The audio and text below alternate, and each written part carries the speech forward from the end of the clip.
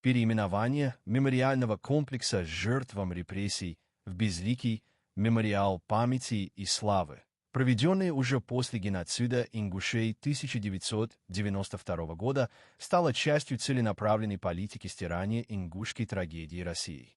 Башни, обвитые колючей проволокой, прямой символ депортации, голода, смерти и уничтоженных родов, не только лишили имени, но и фактически спрятали. Перед ними выстроили новые сооружения, перекрывшие обзор, словно сама история должна быть физически закрыта от глаз.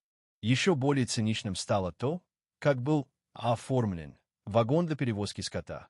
Мой депортированный отец, зайдя внутрь, возмутился, увидев нары, сундуки, лампу, чайник, котел, печку, корзины с едой и прочие удобства.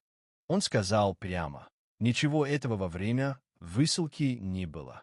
Людей гнали в пустые, ледяные, темные скотские вагоны, где не было ни тепла, ни воды, ни места, ни надежды.